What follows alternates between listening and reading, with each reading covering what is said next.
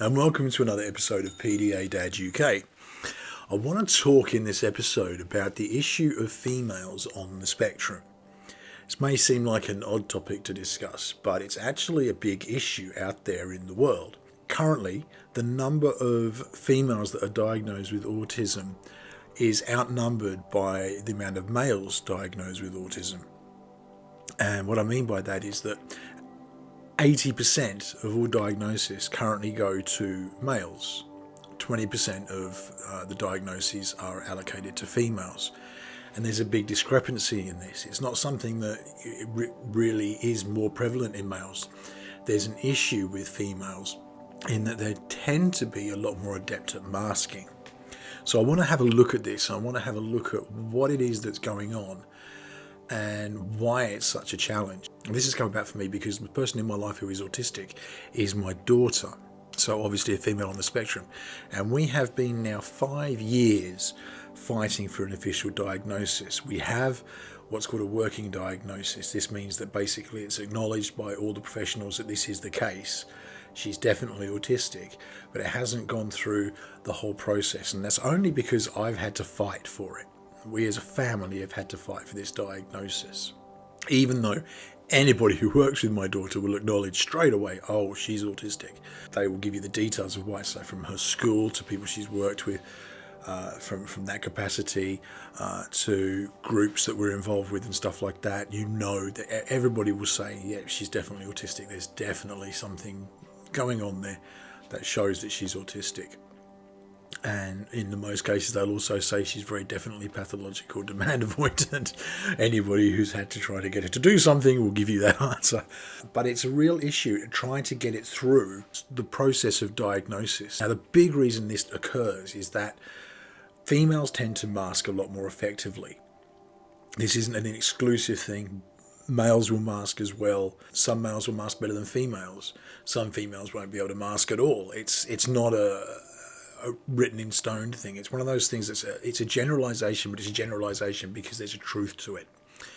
And the reality is that certainly in many more cases, females will mask far more effectively than males do. Now, my daughter isn't a great masker now, but she was. And the difference is her mask comes on when she's in a new situation, when it's somewhere that she's not familiar with. We recently had a change. She's in a SEND school, and we had a recent change in her schooling in that she had a new tutor. She's had the same tutor for 3 years, and they've just assigned a new tutor to her to just help move things along in different perspectives and things like that. And the change in her behaviour at school was almost instant. And they were like, oh, we've really cracked it here. And I was like, oh, we need to wait a few weeks and we'll see. And sure enough, the mask dropped. But in that first few weeks that she had a new tutor, the behaviours were very different at school. She didn't know where her boundaries were, in a sense. And so she masked.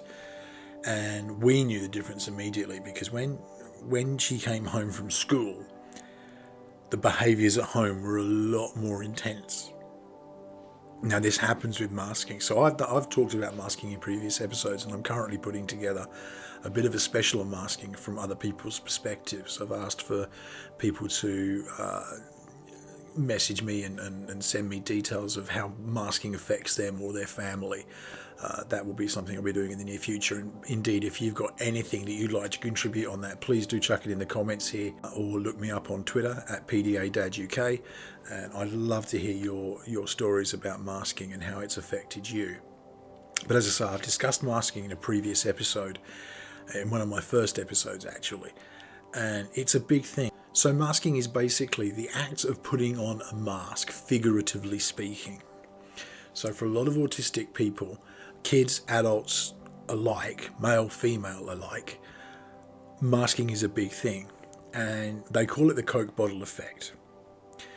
And the reason for this is that it's like shaking a Coke bottle all day. So a kid will go into school and they'll put the mask on. They won't be even aware they're doing it. It takes place on a totally subconscious level. But they mask. So they put the mask on, and that means that they're very compliant. They'll do as they're told. They'll hide the anxieties. They won't show that they're feeling all this. inside. They bottle it up. It's like shaking the Coke bottle.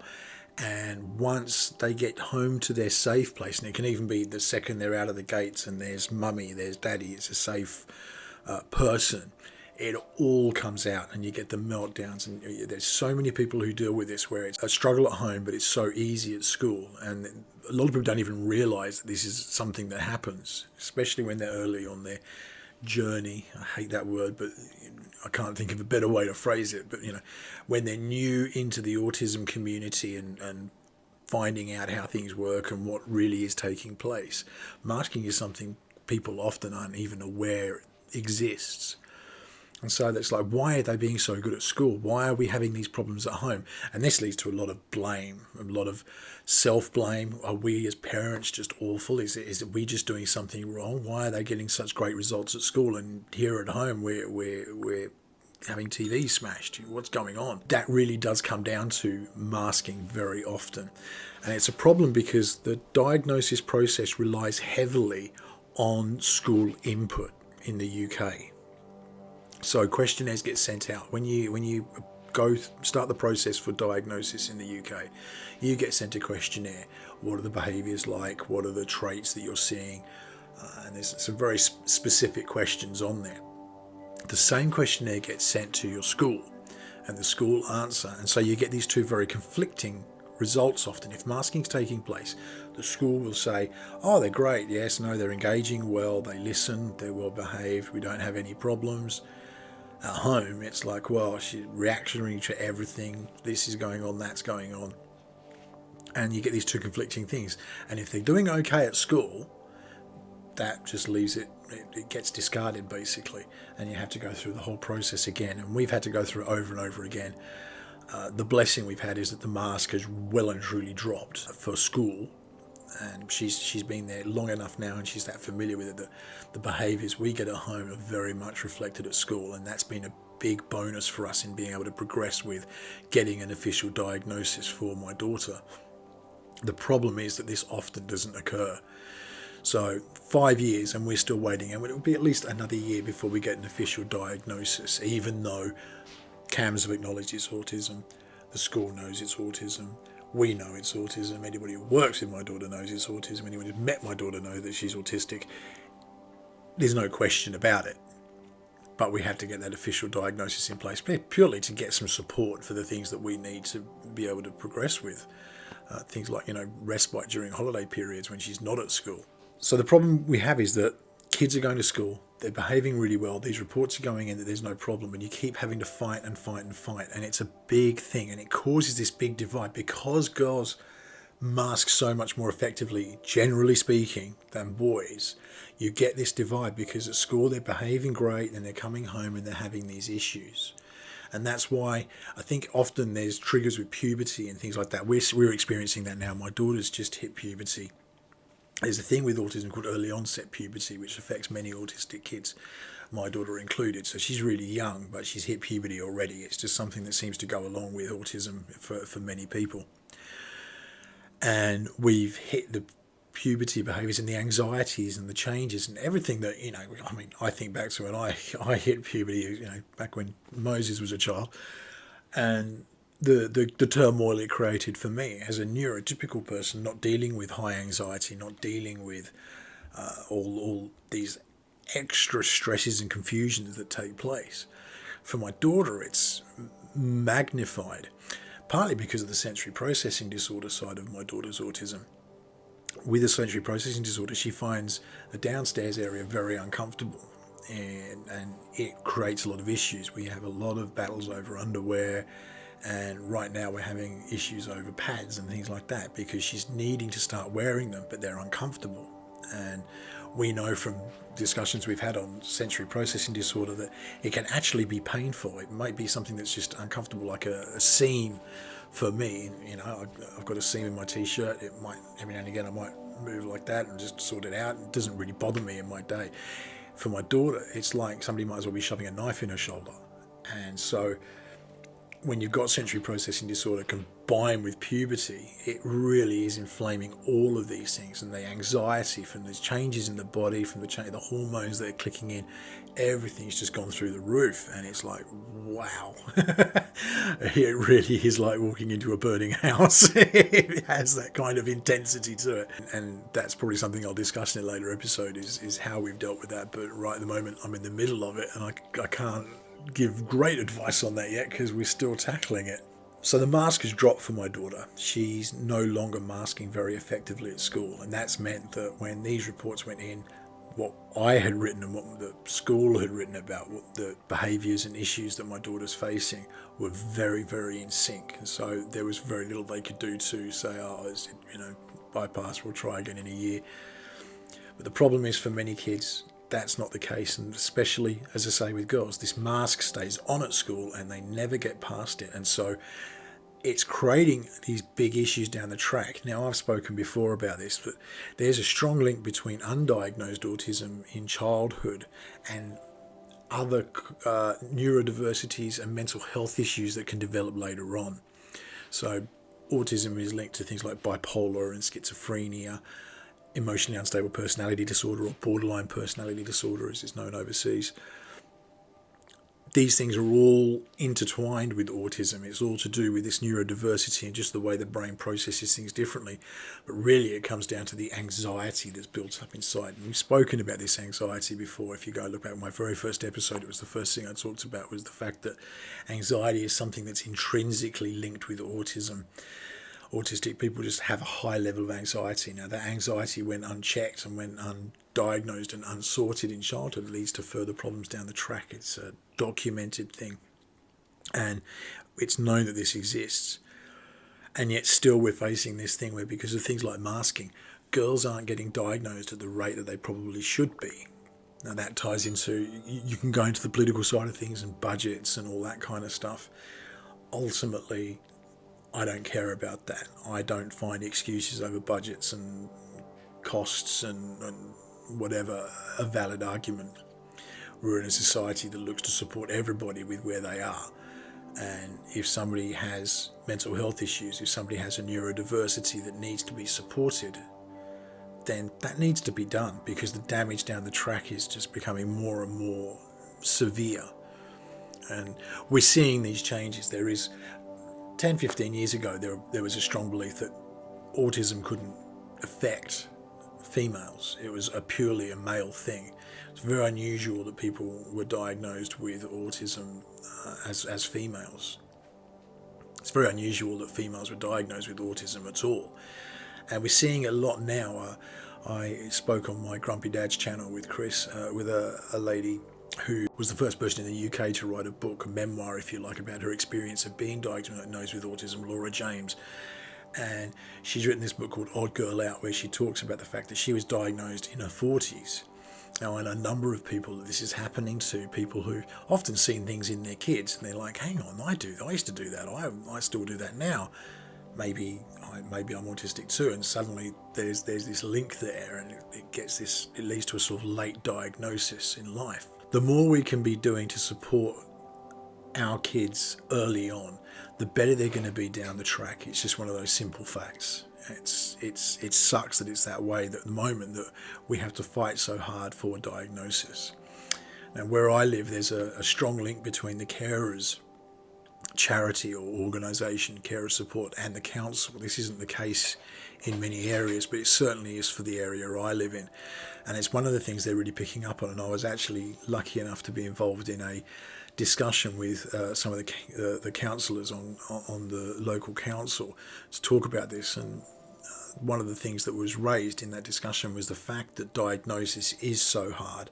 For however much support is being offered to carers, that needs to click onto the people we're caring for. And if we're fighting for things like a diagnosis, it means that a lot of the support that's supposed to be available for carers isn't there. So these things become more and more important. The more you examine it, the more you delve into it, the more layers you peel away, the more there is to be exposed. That really needs to be dealt with. So accepting that autism is something that affects both males and females, and I would argue it's a 50-50 thing. The problem is that the diagnosis questions that are asked, the screenings that they have for autism, are very male biased. Still at this point, they still focus on very typically male autistic traits, and they don't go into things else. Another area basically related to masking, but it's something that really is certainly stronger in girls, is that females will make a lot better eye contact in general than boys will. It comes back to being a part of masking. But one of the things they talk about a lot is, and it becomes a complete misconception, there's this myth out there that autistic people can't make eye contact. For some autistic people, that's the case. It can become, going back to the sensory processing disorder and interoception, if you look at that episode, it's fascinating the way interoception works. But basically, making that eye contact can actually trigger a physical pain within, so they'll stop trying to look in your eyes, and that's fine. Why force someone to look in your eyes? Because that's what we expect, if it's causing them that much discomfort. But the point is that relating to masking, a lot of girls will make eye contact and they'll converse a lot more effectively than a lot of autistic boys. And again, I want to make the point, this is very talking in generalizations. Every autistic person is different, and there will be girls that can't make eye contact, there will be boys that can't make eye contact, there will be boys that struggle with eye contact, there will be girls that struggle with eye contact, there will be girls that can make eye contact, there will be boys that can make eye contact. There's no written rule as to what this is. Different traits affect different people. I've said it before, and you'll hear it a lot. If you've met one person who's autistic, you've met one person who's autistic. That's it. Everybody is different. Everybody in this world is different, and there are no two people the same in the same way there are no two autistic people the same. So we're talking in generalizations because we have to, and these basically are saying these are the common things that are coming up. And there does seem to be this correlation between eye contacts and ability to engage in conversation. And that comes back to masking as well, and echolalia, which we talked about as a sort of form of stimming. Relating to echolalia, it's a form of masking in a way that they'll repeat what's said back, and they'll learn patterns of conversation without really understanding it. So if somebody says, "How are you doing today?" the response is, "Oh, I'm doing well, thank you." And it's just a learnt response, and they'll say it with the same intonation every time. And that is in itself a form of masking. They're adapting to the situation they're in.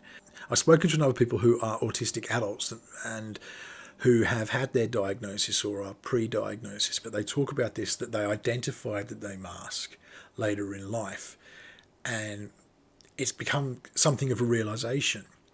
I was speaking to one lady who will say, I can't help it. When I'm out, I'm aware, she's become aware that she masks. She's aware it's taking place because she's learnt about it, but she can't stop it.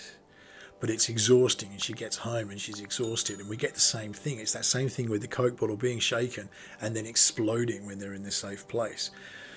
Instead of being a meltdown, it's more like a shutdown. So it becomes very internalized. And it's a big thing, and in many ways it's helpful. It means that a lot of them have great jobs, they're doing very well for themselves, they've got families and all this kind of stuff. But the reality is it's causing a lot of physical and mental distress in the process, and it needs to be managed. Recognizing this is happening and being able to help manage it makes a big difference. Understanding masking at schools makes such a difference to a child's mental well-being and their mental health.